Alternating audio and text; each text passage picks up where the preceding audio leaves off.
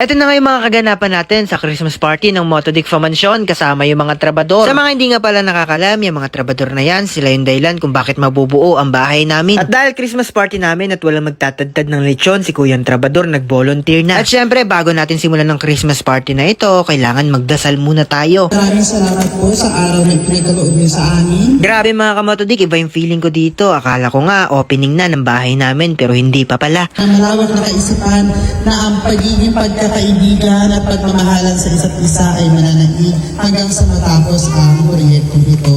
At Lord God, basbasan niyo po yung pagkain na aming nasa harapan at bigyan niyo po ito ng kalakasan sa amin, sa bawat isa. Pagtapos nga namin magdasal mga kamotodik, ito nga pala ang munti naming handa para sa aming munting salo-salo. Kanya-kanyang kuha na sila ng lechon mga kamotodik, para sa inyo talaga yan, kaya sana maubos ninyo bago tayo magsiuwi dito. Kagaya ng dati, pila-pila muna ang mga trabador, pinauna na namin sila kumain para makuha na nila yung mga gusto nila. Minsan lang naman ito sa talambuhay nila mga kamotodik, kami halos lagi-lagi nagpa-party-party. At matik na yan mga kamotodik, pag natapos na itong Motodic Mansion, magkakaroon ulit tayo dito ng party-party kasama ang mga trabador. Tsaka ribs, mamaya ribs.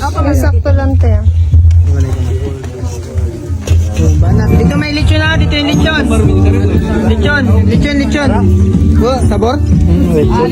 Kikoy talaga Sabi ko mga kamotodik kay Kuda, tatarin niya na lahat ng lechon para maubos na kagad kasi baka yung iba mahiya mamaya magpitas-pitas. Sabi ng ibang trabador, ayaw daw nila ng ganitong mga ulam kasi lagi-lagi na raw sila nakakatikim ng ganyan. Kaya doon sila pumipila sa lechon kasi yun daw yung mas masarap at mas minsan lang nila matikman.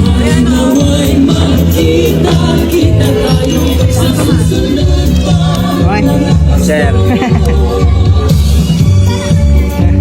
Good trip. Yan sa harap ni ate.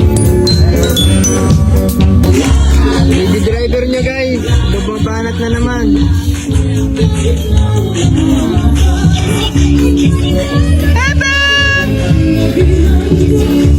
At syempre mga kamotodik, hindi ako magpapahuli dyan. Kaninang umaga pa ako walang kain, kaya gutom na rin yung aking tiyan. Okay na sa bahay natin. Unang kain.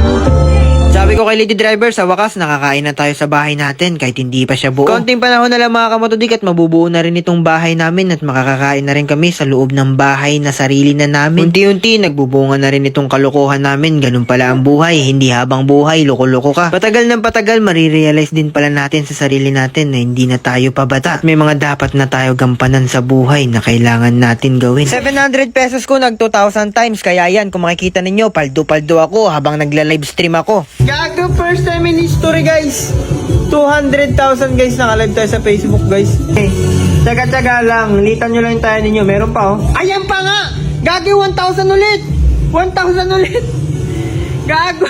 Grabe, sobrang astig talaga nang nilalaro ko na to. Sobrang dali lang manalo. Pero hindi ko kayo pinipilit na maglaro nito ha. Legit guys! Gogi ko. Ito nga pala yung total ng panalo ko mga kamotodik dahil nag-scatter tayo. 1.5 million pesos yan. Sobrang laki. Sa comment section ko yung link. Let's go. Lagay ka lang po number mo tsaka password mo. Makakalaro ka na.